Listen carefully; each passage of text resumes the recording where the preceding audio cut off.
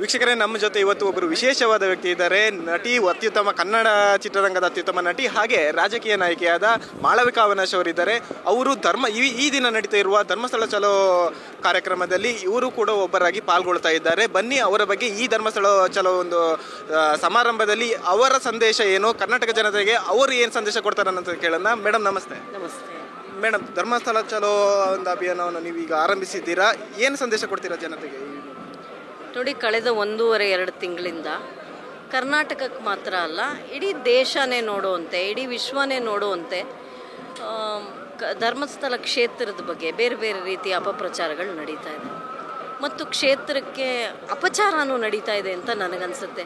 ಈ ಅಪಚಾರ ಕ್ಷೇತ್ರಕ್ಕೆ ಮಾಡಿದಾಗ ಸಹಜವಾಗಿ ನಮ್ಮಂಥ ಭಕ್ತಾದಿಗಳಿಗೂ ಅಪಚಾರ ಅಂತಲೇ ನನಗನ್ಸುತ್ತೆ. ಕರ್ನಾಟಕದ ಹೆಮ್ಮೆ ಈ ಕ್ಷೇತ್ರ, ಧರ್ಮಸ್ಥಳ ಕ್ಷೇತ್ರ. ಈ ಕ್ಷೇತ್ರವನ್ನು ನಾವು ಈ ಕ್ಷೇತ್ರದಲ್ಲಿ ನಡೆಯೋ ಒಳ್ಳೆಯದಕ್ಕಾಗಿ ಈ ಕ್ಷೇತ್ರದ ಬಗ್ಗೆ ಮಾತನಾಡಬೇಕೇ ವಿನಃ ಇಲ್ಲಿ ಬೇರೆ ಬೇರೆಯವರು ತಮ್ಮದೇ ಆದ ಅಜೆಂಡಾನ ಇಟ್ಕೊಂಡು ಬಂದು ಕ್ಷೇತ್ರಕ್ಕೆ ತೊಂದರೆ ಕೊಡೋದು ಅಥವಾ ಕ್ಷೇತ್ರಕ್ಕೆ ಬರೋ ಭಕ್ತಾದಿಗಳಿಗೆ ತೊಂದರೆ ಕೊಡೋದು, ಕ್ಷೇತ್ರದ ಬಗ್ಗೆ ಅಪಪ್ರಚಾರ ಮಾಡೋದು, ಈ ಥರದ್ದು ಮಾಡಿದಾಗ ಸಹಜವಾಗಿ ನಮ್ಮೆಲ್ರಿಗೂ ಸಿಟ್ಟು ಬರುತ್ತೆ. ಆ ಸಿಟ್ಟಿನ ಒಂದು ಅಭಿವ್ಯಕ್ತಿಯೇ ಇವತ್ತಿನ ಈ ಸಮಾವೇಶ ಅಂತ ನಾನು ಅಂದ್ಕೋತೀನಿ. ಇವತ್ತು ಭಾರತೀಯ ಜನತಾ ಪಕ್ಷದ ಎಲ್ಲ ಕಾರ್ಯಕರ್ತರು ರಾಜ್ಯದ ವಿವಿಧೆಡೆಯಿಂದ ಬಂದಿದ್ದಾರೆ. ಸಾವಿರಾರು ಸಂಖ್ಯೆಯಲ್ಲಿ ಬಂದು ನಾವೆಲ್ಲರೂ ಈ ಕ್ಷೇತ್ರದೊಂದಿಗೆ ಇದ್ದೀವಿ ಅನ್ನೋದನ್ನು ನಿರೂಪಿಸೋಕ್ಕಾಗಿ ನಾವೆಲ್ಲರೂ ಒಟ್ಟುಗೂಡಿದ್ದೇವೆ.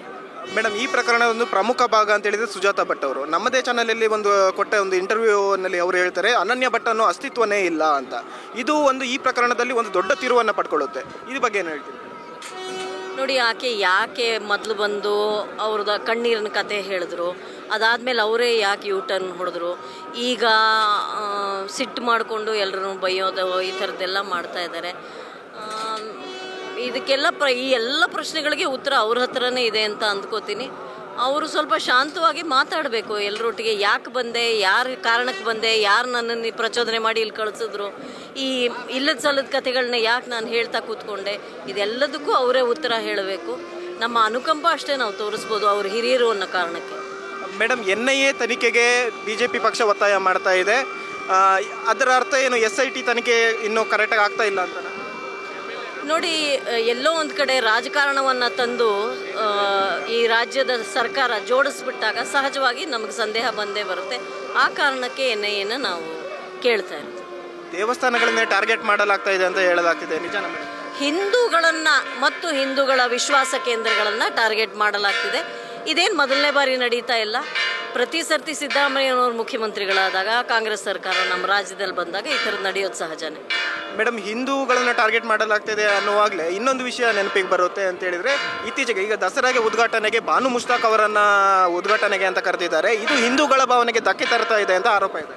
ಇದು ಹಿಂದೂಗಳ ಭಾವನೆಗೆ ಧಕ್ಕೆ ತರಲಿ ಅಂತಲೇ ಅವ್ರು ಕರೆದಿರೋದು ಅಂತ ನಾನು ಅಂದ್ಕೊಂಡಿದ್ದೀನಿ. ಇದು ಅವರ ರಾಜಕೀಯ ಅಷ್ಟೇ.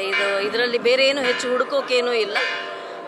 ಈ ಸದ್ಯದ ಕಾಂಗ್ರೆಸ್ ಸರ್ಕಾರ ಮತ್ತು ಕಾಂಗ್ರೆಸ್ ನಾಯಕರ ರಾಜಕೀಯ ಮಾಡುವಂತಹ ವಿಧಾನ ಏನಪ್ಪ ಅಂದರೆ ಹಿಂದೂಗಳ ಶ್ರದ್ಧೆಗೆ, ಹಿಂದೂಗಳ ಧಾರ್ಮಿಕ ಕೇಂದ್ರಗಳಿಗೆ ಈ ರೀತಿಯ ಅಪಚಾರವನ್ನು ಮಾಡೋದು.